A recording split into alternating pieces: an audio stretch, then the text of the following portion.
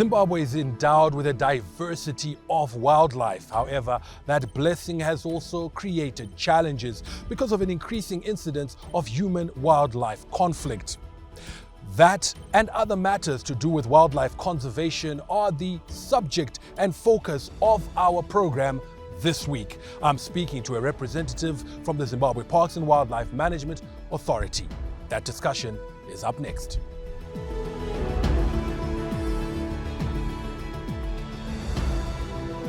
This is the Focus Weekly. My guest today is Tinashe Farao, spokesperson for the Zimbabwe Parks and Wildlife Management Authority. Thank you, sir, for joining us. Thank you, Farah. Now, let's kick off by looking at the issue of human-wildlife conflict. Perhaps paint us a picture or give us an idea of how big a problem it is in Zimbabwe. Thank you very much. I think the issue of human-wildlife conflict has been growing over the last 5 years.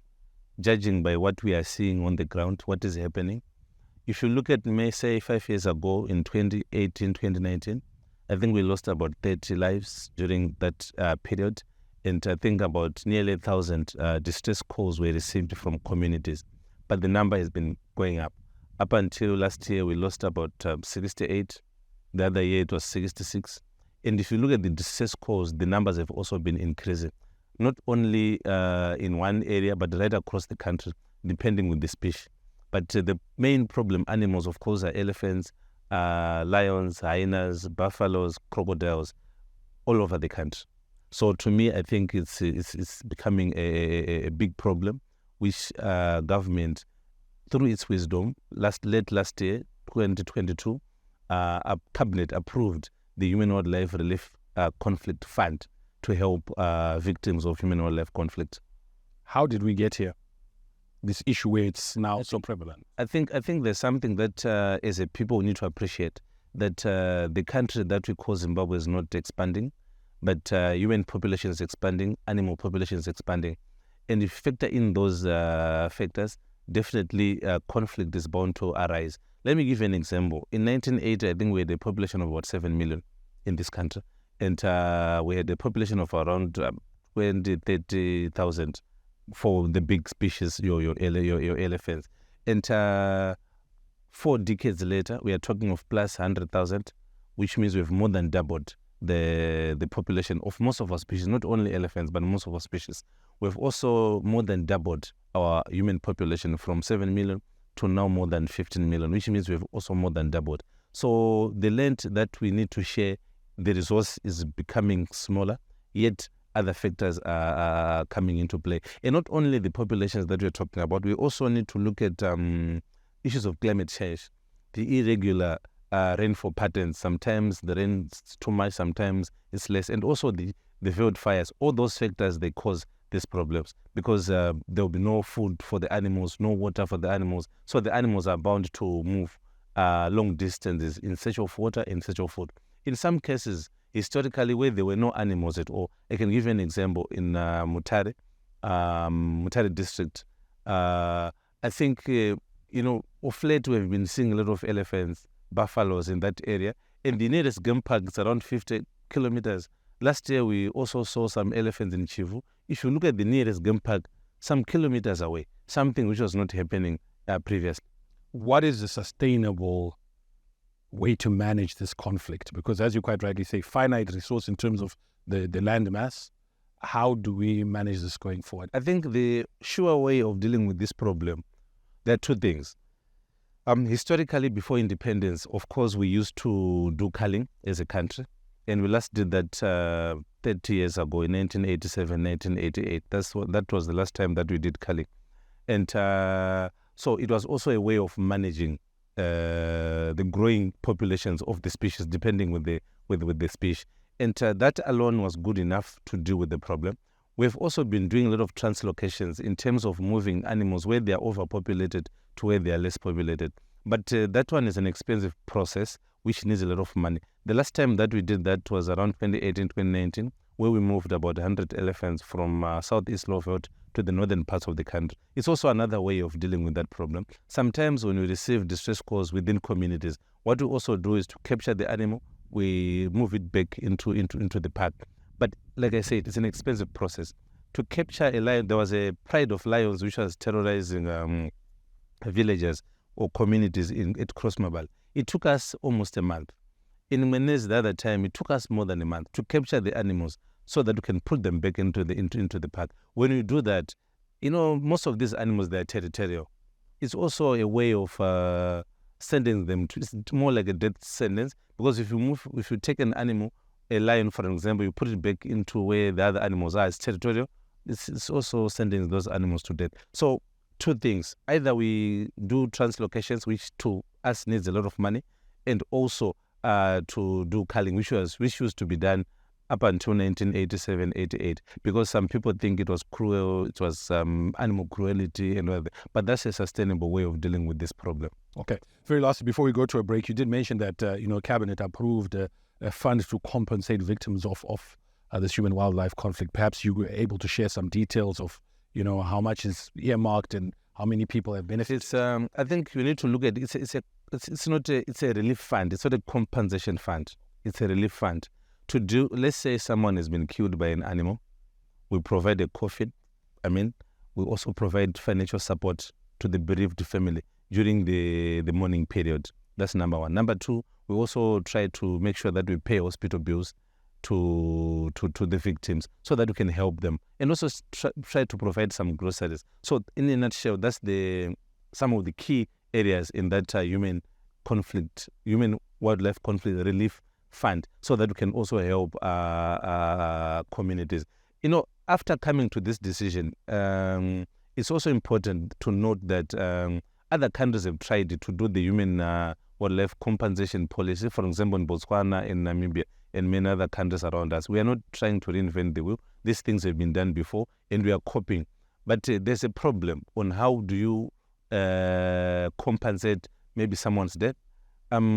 Botswana has been battling a huge debt in terms of monies which were owed by communities, in terms of crops destroyed, livestock. So we were trying to take the best route forward. But as a stopgap measure, that's what Cabinet has approved, so that we can deal with this problem.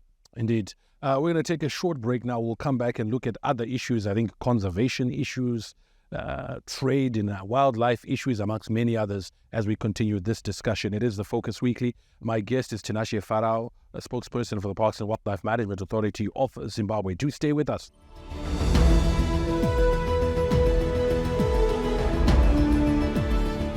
Welcome back. Thank you for staying with us. Let's continue our discussion.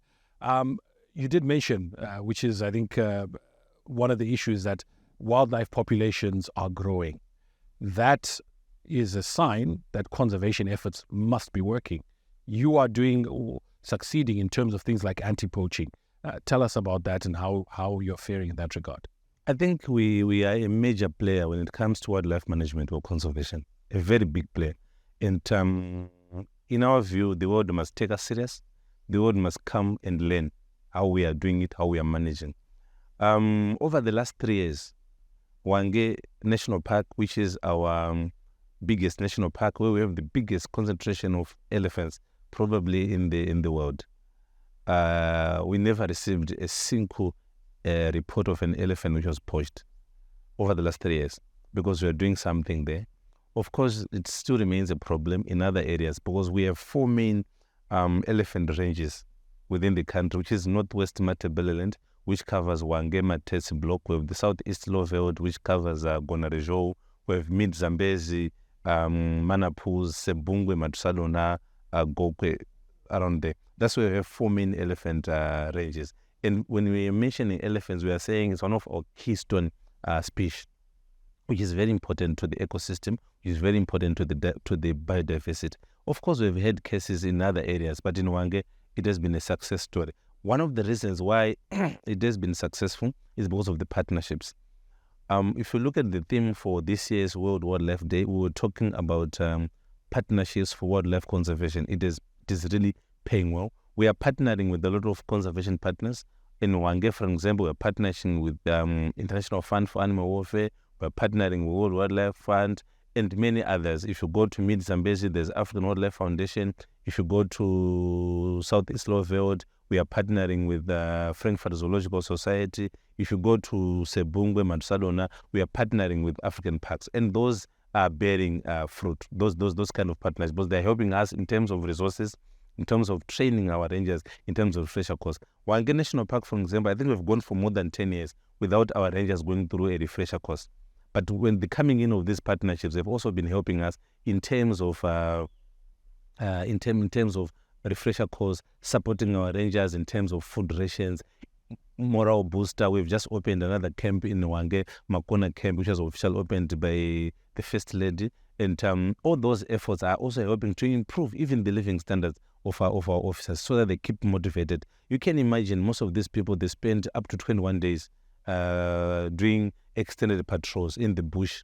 And most of our parks, you know, there are extreme weather conditions, the temperatures are too high. How best can you motivate them? It means you need to become more mobile around those areas, which is also a way of deterring poachers. We are, our officers have technology. We've just introduced a lot of drones right across the country. And all those things are also helping in terms of fighting poaching. But our communities needs to be rewarded. Our people needs to be rewarded. We must see elephants or animals as an economic opportunity for job creation, employment creation, construction of hospitals, clinics, and many other amenities to improve the livelihoods of our people. Because the communities where the animals are the first line of defense. These are the people who bear the brand of sharing borders with wildlife. So if they don't benefit, the problems will continue. They'll harbor poachers because they have nothing to show. We're just being told we have the second largest elephant population in the world. We're just told we have the fourth largest rhino population in Africa. We are, elephants, lions, everything, our biodiversity, the giraffes, most of our animals are in good health. And it's because of the work that we have been doing over the years. So how effective have been the programs to make sure that the communities are actually benefiting? It's not being successful because every time when decisions are made, they're made by people who have never been to Whangell or to Bulilima or to Mbire, in some offices across the world, in London, in New York, in Belgium, somewhere there. So what we are appealing to the international community is to make sure that they can come and see things for themselves, learn what is happening, talk to the communities. We have absolutely nothing to hide in terms of the problems that our communities are facing. They can come and see for themselves, talk to traditional leaders, talk to even other partners that we are working with to show how genuine we are as an authority. You look at the people that we are working with. Of course, some of them we don't agree with them on our conservation methods. They can actually go and ask them on how we are doing it to make sure that we look after this God-given resource. Not only, we want it to benefit even future generations. We don't want to be told the stories. Unfortunately, most people who want to lecture us on wildlife management, they've pushed theirs to extinction. They have nothing to show. We have them, and I think the best way is for them to come and learn. What role has the legal system, the judicial system played in helping this anti-poaching fight? I think we've done extremely well in terms of our legal. The Parks and Wildlife Management Authority is clear. There's clarity on what needs to be done. I think for example, if you are found in possession of most of the vulnerable or the keystone species, for example, the rhino, elephant, pangolin, it's a 9-year mandatory sentence. And to us, I think it's deterrent enough. We have been working also with other partners in terms of raising awareness with these communities, with these law enforcement agencies, the police, the judiciary, in terms of dealing with this problem, so that they appreciate wildlife crimes, so that they appreciate what needs to be done. And I think it has been paying dividends in terms of convictions. Our conviction rate is very high. And like I said, 9 years to us, I think is deterrent enough. It has been paying dividends, and we are happy. Of course, more needs to be done so that at least we continue to educate our people. We continue to do more partnership with the judiciary, the police, so that we deal with this. And to show that government is serious with these things. Look at the ZRP. They now have a fully fledged fauna and flora minerals unit, which is headed by a very senior police officer. And we work closely with them so that we can deal with illegal wildlife trade, poaching, and other problems. Indeed. The point you raised about decisions about our wildlife and about our communities being made by people who aren't here is something that we certainly want to focus on in the final segment of our program. But I think certainly, as you quite rightly say, poaching is on the decline, and those efforts are certainly commendable. not easy to do when you don't have the financial resources. Thank you. It needs money. I've given an example of patrols. You know how much you spend in terms of patrolling our parks, and even if you see an animal maybe which is dead, want to pick up the ivory, want to see what is happening, a lot of research. Wildlife management is science-based. It's research-based. It needs money. It needs resources. Where to get the money? As an authority, you know very well that we don't get funding from central government. We are probably the only wildlife management authority in the world which does not receive funding from central government. And it's something that we need to look at. And of course, understandably, government has other social, economic needs. People don't have enough food. They need to go to school. So to us, I think we need to understand that. But the government has been supporting us to make sure that at least we deal with these problems. We also continue to remain on top in terms of wildlife management. Indeed. We'll take another short break. The Focus Weekly continues shortly, and we will continue this discussion. Stay with us.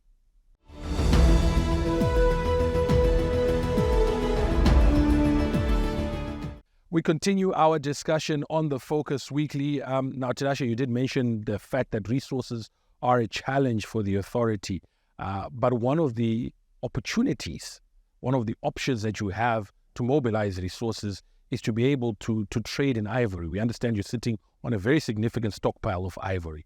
You've been trying to push to trade that ivory. Could you tell us what the status of that push is? We are supposed to celebrate that we have such kind of a huge resource, but it's a source of great pain, not only to us as the management authority, but also to communities. The ivory stockpile that we talk about does not only belong to Parks and Wildlife Management Authority. Rural district councils are also beneficiaries because, I'm sure you're aware that we manage about 28% of this country, 13% which is protected areas, gazetted. Then the other 13% is from rural district council. So it's really a pain to us. It's also a cost because, like I said, if you're flying over Matusado now or Hwange National Park, you see a dead animal. There are no roads because it's just wild. It's natural. It's something else if you go down there. So you need to ask our officers to drive through the park. You locate through a GPS. They drive through the park, get the ivory for safekeeping, expecting some money out of it, so that we can also plow back the money into conservation. We've always been saying it's not like when we simply want to invest back the money into wildlife management so that we can move forward. The ivory that we have there, if we sell it, for example, we need to, of course, helicopters, vehicles to do law enforcement, anti-poaching, the deployments of our officers, so that we are more visible in the communities. But thanks to the directorship of Dr. Mangwanya over the years, where over the last 5 years, we managed to buy more than 100 vehicles, operational vehicles. Every time we get a vehicle, it makes sure it's on the... If you go any station right across the country, it is a vehicle. A situation was not there. Would want more helicopters around, would want more fuel around, so that at least we are visible. We do a lot of awareness in our communities so that people appreciate the work that we are doing. These are men and women, like I said, who spend 21 days in the bush looking after the animals. Sometimes, I think when the COVID came around, we would go for months without salaries because there was nothing. How do you motivate a young man and woman in the bush without even a salary, going there 21 days in the bush, knowing that his children aren't going to school because there are no salaries? And as if that is not enough, the young man or young woman is armed with an AK-47. He doesn't have a salary. It's something. These are the things that we need to discuss, to say we are deploying people into the bush. They don't have enough resources, like your nowadays the issue of solar, gas, so that we also need to, we're naturally going green anyway. So that at least our officers, when they're in the bush, they have enough for the food rations, they have enough food for the duration of the... When they come back home to their families, they must also enjoy. That's why if you look at the model that we are using in terms of our camps, we'd have entertainment centers, would have television, DSTV, everything else, so that they are also comfortable. They must feel home away from home. You make a very compelling argument in terms of why Zimbabwe should be allowed to trade in this ivory. Why are you failing to convince CITES? I think one of the reasons is people use emotions to make some of these decisions, number one. The discussion becomes emotional instead of being scientific. You know, when they argue around, they use emotions, whip emotions in people's minds. And some of them, most of them, the majority of them, they've never been to Zimbabwe in particular or to Africa in general to see the amount of destruction which is happening in most of our parks. So it's unfortunate, and mainly because I also want to think that we also need our leaders politically as Africans to be more united, to speak with one voice. Not to, you know, we need to do more. If you look at the conference that we've been having over the past few years in terms of trying to mobilize other African countries. But unfortunately, Africa is treated as if it's monolithic, where when people look at West Africa, they think what is happening in West Africa is what is happening in Southern Africa. Our problems are not, for example, Nigeria's problems. Our elephant problems are not, for example, Kenyan problems or Guinean problems. They are our problems. So we must be treated differently so that whatever we are going through must be looked at in our own way, in our own unique way, so that we can deal with that. Those are some of the challenges that I think we have in terms of how to deal with this problem. We've always been inviting people to come and see for themselves the problems that we are facing, the loss of biodiversity that we're having. One of the reasons why the animals are also moving into communities is because there's no food in the park. There's no water in the park. Climate change is real. We've been not receiving enough rainfall over the years. And if you look at Hwange, it's run on 100% bore water. The water table is going down by the day because there's no water. And what happens, the animals will move into community. That's why we say, come and see for yourselves. When our communities are competing for water with animals, when they are competing for food with animals, these are the livelihoods that we're talking about. We need also to look at human-wildlife conflict in a different way, in terms of losses, in terms of food production, crops, in terms of livestock loss. It's a livelihood that we are talking about. And I think maybe as Africans or as blacks, our lives are cheap. You can just die and life goes on. Another issue that is also quite contentious is the issue of wildlife trophy hunting. It's a source of revenue for us, clearly, but it's also controversial because some people say it's unethical. What's your take on that? That's why I said, we know we as a country, we've been hunting for years. And Hwange National Park is not God ordained. It's man-made. Gonarejo is not God ordained. It's man-made. It's people who said, let's do it this way, because what we didn't have before 1929, when the first park was gazetted, which is Hwange National Park, we didn't have the laws to gazette. But we know that this is our hunting area. We need to do that. Culturally, historically, we've been doing that. And we continue to do that. But unfortunately, like I said, there are people who are whipping emotions into these things. There are people who, at some point, were suggesting to introduce birth control pills to elephants. And how do you do that in a population of 40,000, 50,000 elephants roaming freely across the savannah? They have this kind of an imagination that when you talk of a park, it's just a small zoo area where you see 2, 3. And because the reason they have never been here, they only read things on internet, on social media, without evidence, without enough information. And we keep on appealing to the international community, especially the Western world, to come and see for themselves what is happening and what is it that we can do to make a better world for all. Indeed. We must end the discussion here because we're out of time, but thank you so much, Tinashe Farao, for being a fantastic guest on the show. Thank you, Farai. That does it for this edition of the Focus Weekly. Be sure to join us again next time for another edition of the program. And we encourage you to please follow us on our various social media platforms. It'll be great to interact with you and keep the discussion going beyond what you watch here on the live show. My name is Farai Mwakutuya. I'm back again next time to do it. Be sure to join me.